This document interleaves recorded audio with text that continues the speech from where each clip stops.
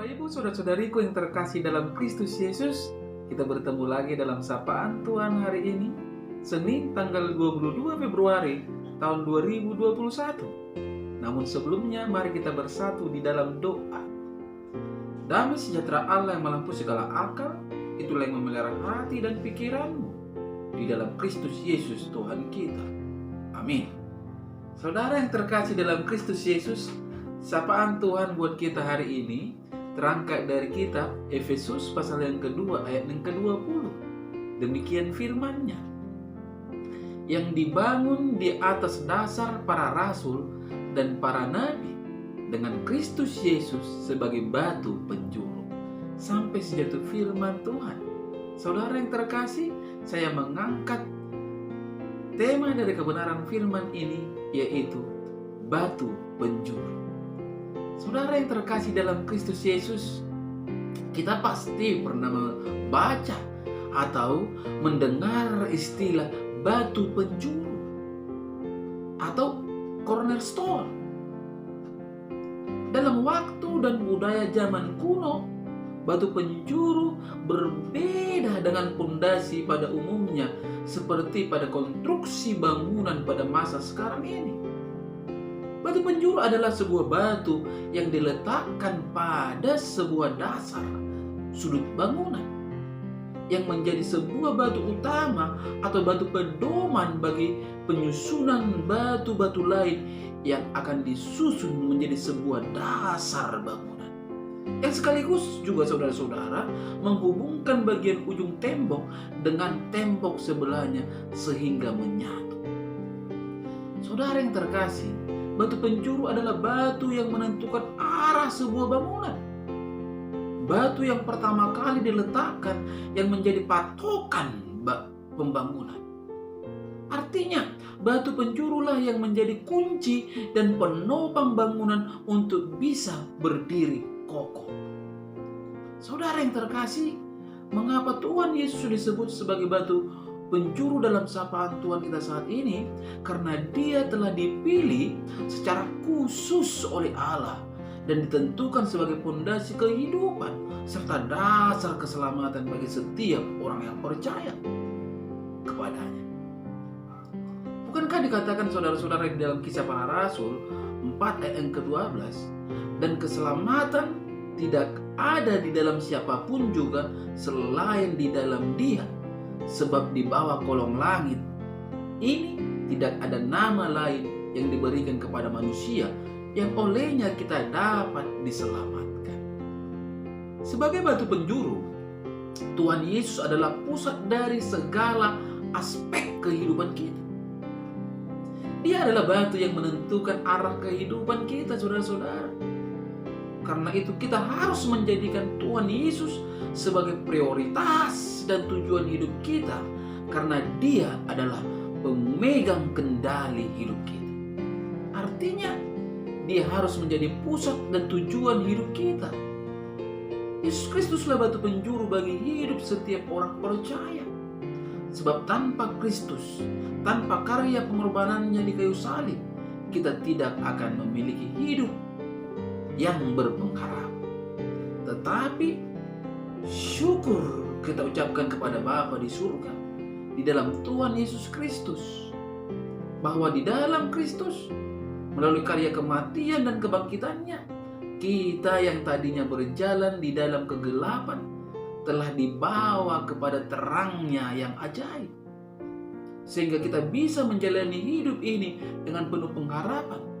Sebab Kristus saja batu penjuru kita, tuntunan hidup kita yang akan menuntun dan menyertai kita sampai pada kesudahannya.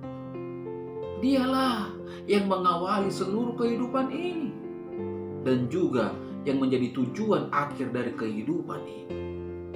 Seluruh keberadaan hidup kita pada hakikatnya menuju ke arah Yesus. Saudara yang terkasih, jika kita mengaku sebagai orang Kristen tapi tidak mengarahkan hidup sepenuhnya kepada Yesus, itu sama artinya kita sedang berusaha melepaskan diri dari bangunan tersebut. Saudara, kita melepaskan diri dari Yesus, sang batu penjuru, apakah yang terjadi dalam hidup kita? Perlu kita ingat saudara-saudara, dikatakan dalam Yohanes 15 ayat 5b sampai 6. Sebab di luar aku kamu tidak dapat berbuat apa-apa. Barang siapa tidak tinggal di dalam aku, ia dibuang keluar seperti ranting dan menjadi kering. Kemudian dikumpulkan orang dan dicampakkan ke dalam api lalu dibakar. Luar biasa. Oleh karena itu saudara-saudara, mari kita melangkah dan menjalani hidup ini dengan mata yang tertuju kepada batu penjuru kita, yaitu Tuhan Yesus Kristus saja. Sehingga kita akan selalu dimampukan untuk terus berjalan, bukan dengan kekuatan kita sendiri, tetapi hanya di dalam tuntunan dan kasih karunia-Nya. Kalau kita selalu berada dalam tuntunan kasih karunia-Nya, tentu kita akan menjadi orang pemenang dan akan mampu menjalani setiap kehidupan ini dalam sukacita. Karena memang tiada mustahil bagi Tuhan kita. Amin. Kita bersatu dalam doa. Terima kasih Bapa di surga untuk kebenaran dari firman-Mu yang telah berkumandang di pagi hari ini melalui media YouTube ini, yang mengajak kami Tuhan untuk memahami bahwa Yesus adalah batu penjuru dalam kehidupan kami, batu yang mengawali hidup kami dan yang mengakhiri hidup kami. Tuhan Yesus, mari Engkau menerangkan kebenaran firman-Mu ini di dalam hidup setiap para pendengar dimanapun berada, sehingga mereka semakin lagi dipulihkan, semakin lagi ditempa menjadi anak-anak Tuhan. Tuhan Yesus berkati hidup mereka. Yang sakit mari Engkau sembuhkan, yang lemah mari Engkau kuatkan, yang ada persoalan mari Engkau berikan jalan keluar. Karena memang tiada mustahil bagi Engkau ya Tuhan Yesus. Pada kesempatan yang indah ini juga hamba berdoa tidak henti-hentinya kepada setiap jemaat yang telah Engkau percayakan kepada hamba. Itu juga kepada istri dan juga adalah hamba. Berkati rumah tangga mereka Tuhan, berkati pekerjaan dan usaha mereka, anak-anak mereka Engkau berkati. Tuhan Yesus yang baik, pada kesempatan ini hamba tetap berdoa untuk seorang anak yang bernama Herman Tuhan, yang ada di Kediri. Engkau tetap jagai dia, Engkau tetap campur tangan di dalam proses penyusunan skripsinya, Pak. Dengan Tuhan dia akan bisa menjalani segala sesuatunya dengan sukacita.